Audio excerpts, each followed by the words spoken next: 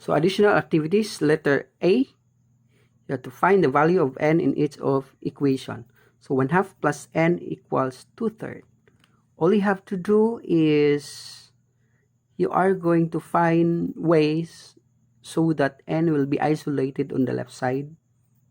What you will do is you are to transfer 1/2 to the right side. So when you transfer 1/2 to the right side, if you notice 1/2 is positive, this will become negative 1/2.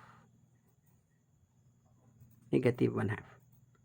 And 2/3 minus 1/2, you will find its LCD. So the LCD is of 3 and 2 is 6. Then 6 divided by 3, that's 2 times 2 is 4. And 6 divided by 2 is 3 times 1 is 3. So, copy minus. So the answer is 4 minus 3, that's 1 over 6. Here, n minus 26 equals 1/2.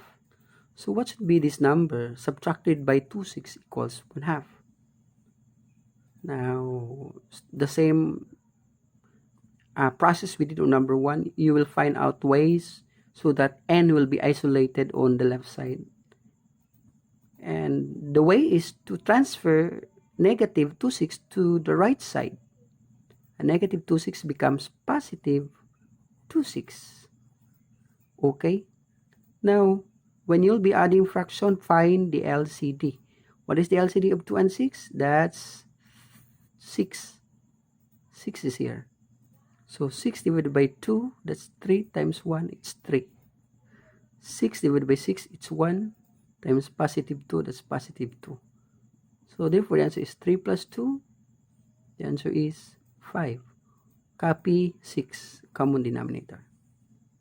Okay, next. For number 3, 3 over 4 times n equals 2/3. So still we will find ways on how to isolate n on the left side.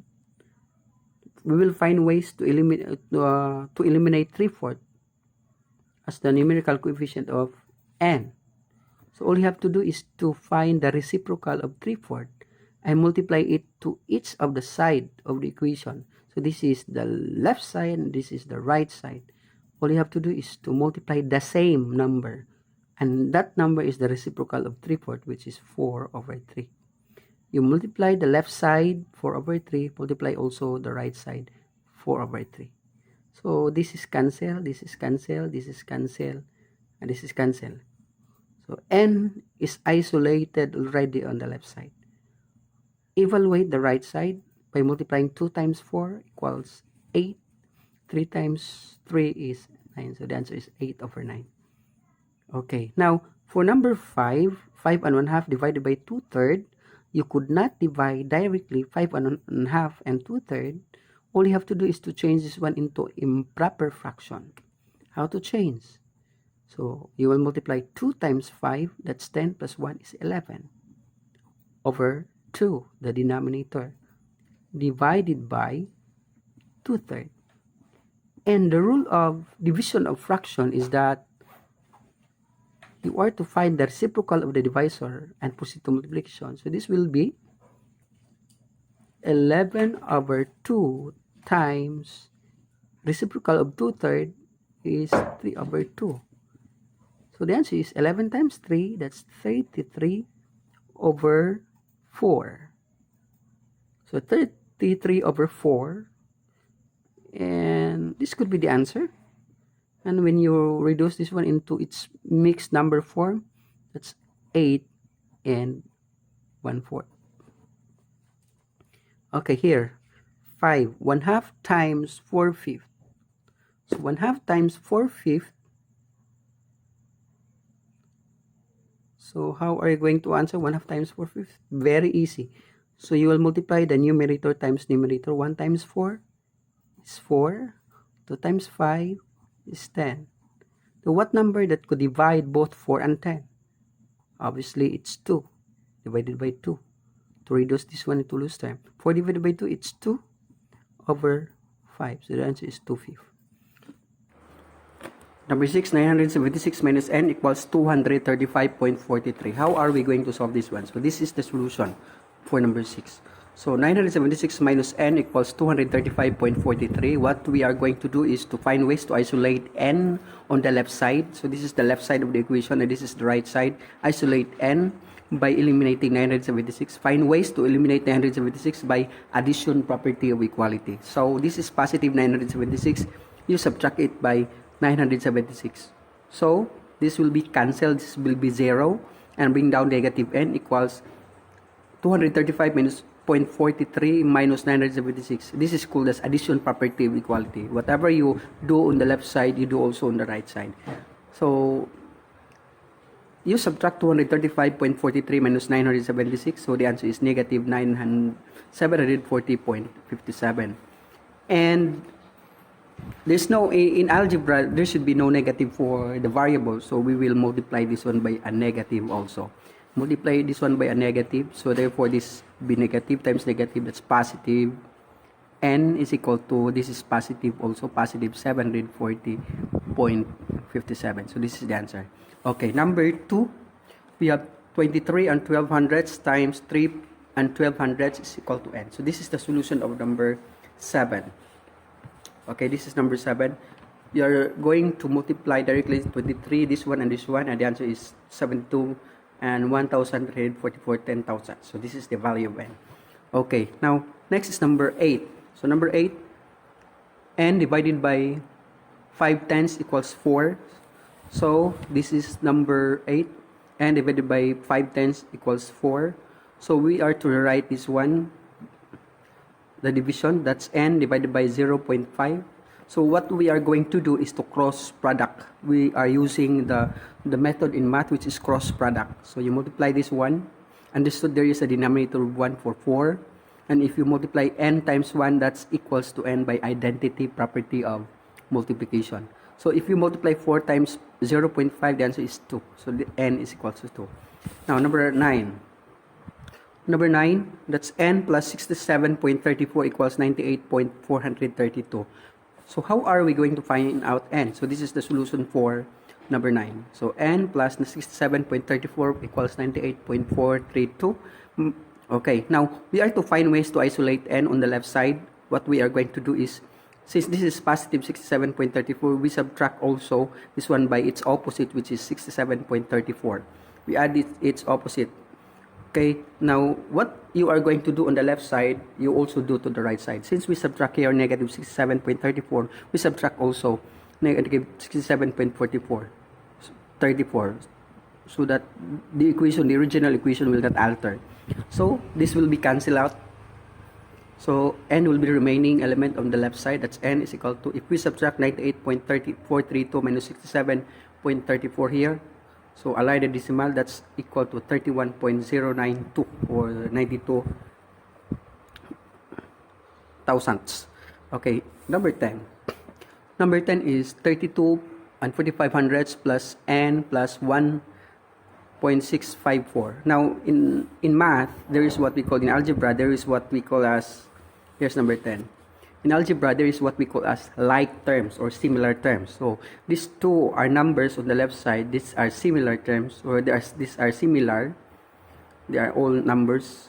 So, you can add, combine this first, 2, and this is actually equal to 34 and 104 thousandths plus n. Okay, plus n is equal to 54 and 786 thousandths. Okay, now, so after combining, find ways to isolate n. So since this is positive 34.104, you subtract it by its opposite, or you add its opposite, which is 34 and 104 thousandths. This is called as addition property of equality. So when this one, this positive 34.104 subtracted by 34.104, the answer is 0. So this is cancelled out, this is 0. And since we subtract 34.104 on the left side, we subtract also negative minus 34.104 on the right side. This is not so that the original equation will not be altered. So when we are to subtract this one, the answer is 20 and 600 20.682 is 20 and 682,000. So this is the answer. Now, for the problem, Jus gave 1/2 of his grapes to Bianca. Bianca gives 1/3 of grapes she received to Nash, and Nash gave 1/4 of what he received to Carl. If Carl received 24 grapes, how many did Jus have originally? So, let's find out the character of the problem, or who has been talked about on the problem. So, obviously, the character of the problem, the given character is Jus, Bianca, Nash, and Carl. There are 4. Now, define each of the characters. So, we have Jos. We all know that Jos gave one. We don't know the number of grapes that Jos has, and it was Jos who'd been asked in the problem. How many did Jos have originally? So, since you don't know how many grapes that Jos has, so we could have Jos has N grapes. We do not know. So Bianca, what is Bianca? Describe Bianca. Bianca gave, Jos gave 1/2 of his grapes to Bianca. So therefore, Bianca is 1/2 of Jos. So Bianca receives 1/2 grapes of Jos. So if Jos has N, so therefore 1/2 of Jos, this is 1/2 N, that's Bianca. And how many grapes that Nash received from Bianca? So Bianca gave 1/3 of grapes she received to Nash. So since this is the grapes received by Bianca, she gave 1/3 of it to Nash. So therefore 1/3 of this one, 1/2 N.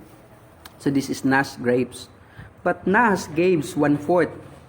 Nash gives 1/4 that she received to Carl. So Nash gave 1/4, and this is Nash. 1/4 of this was given to Carl. So Carl has 1/4 times 1/3 times 1/2 times N. So this is the Carl's grapes. But it was given on the problem that Carl has 24 grapes. So therefore, Carl has 24 grapes. So therefore, we equate 24 equals 1/4 times 1/3 times 1/2. If we multiply this one, the fraction, when you will be multiplying the fraction, you will multiply directly its numerator. 1 times 1 times 1, the answer is 1. And 4 times 3, that's 12 times 2, that's 24. So 1/24 times N. Now, let's find out ways to isolate N on the right side. So it should be 1/24 will be eliminated. One way of eliminating this one is through multiplication property of equality. How to do the multiplication property of equality? Now, it's very simple. Okay, you multiply each side by the same number. To eliminate this, you will multiply its reciprocal. What is the reciprocal of 1/24? That's 24/1. You multiply also on the right side, left side, 24/1.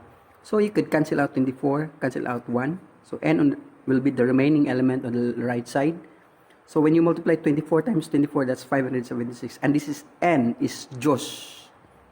N is Jos. So therefore, Jos originally has 576 grapes. So we had answered the problem.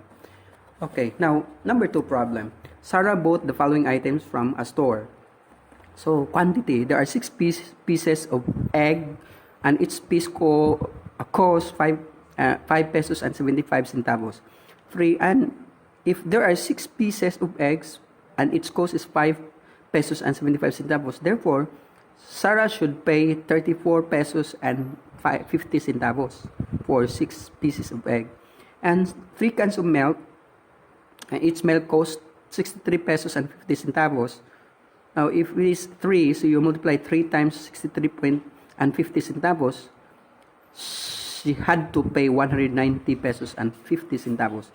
And she bought sugar, it's at 1.5 kilograms, and each kilogram costs 36 pesos and 50 centavos. When you multiply this one, the answer is 54 pesos and 75 centavos. Now, these are the thing that she need to pay. So, if you add these 3, the total is 279 pesos and 75 centavos is the total to be paid, money amount to be paid. Now, since she gave 500 pesos, how much change would she receive? So her money is 500. So therefore, we subtract 500 pesos. her money given to the cashier minus the total amount to be paid is 279.75. So therefore, if you subtract, the answer is 220 pesos and 25 centavos. This is the change that Sarah will receive from the cashier out of paying the items given on the problem. Okay, so that's it.